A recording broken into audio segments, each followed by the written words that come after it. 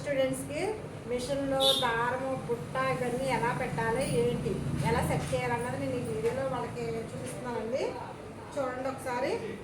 ఇదిగోండి దగ్గర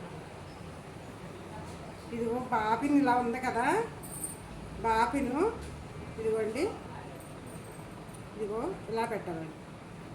ఇది ఈ సెంటర్ పాయింట్ ఇక్కడ ఉంది కదండి ఓపెను, ఈ ఓపెన్లోంచి ఇది ఇలా తీసి ఇది ఇలా బ్లేడ్ ఇలా లాగి ఈ బ్లేడ్లోంచి ఇది ఇలా లాగా ఇలా లాగుతున్నప్పుడు దారము లూజ్గా కాకుండా టైట్గా కాకుండా మీడియంగా రావాలి.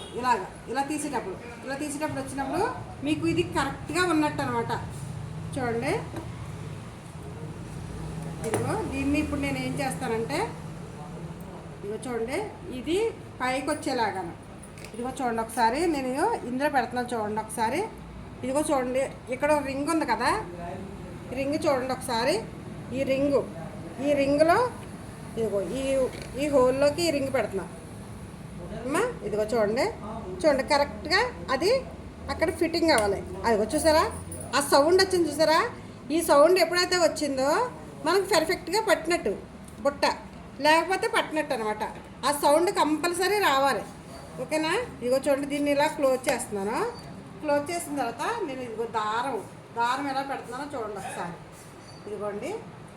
ఇదిగో చూడండి ఈ ప్లేస్లోంచి మళ్ళీ ఇలా కిందకు వచ్చి ఇదిగో చూడండి ఇక్కడ ఈ స్ప్రింగ్ ఉంది, దీనికి యాడ్ చేస్తున్నాను. ఇదిగో ఇలా కింద నుంచి ఇలా పైకి నొక్కి పెట్టి లాగి చూడండి ఒకసారి.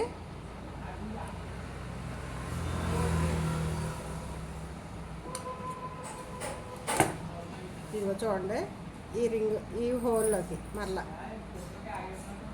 ఈ హోల్లోంచి ఇలా లాగి ఇది కూడా చక్కగా ఇలా లాగుతుంటే లూజు కాకుండా టైట్ కాకుండా రావాలండి. అలా వచ్చినప్పుడే మనకు కరెక్ట్గా పట్టినట్టు అనమాట.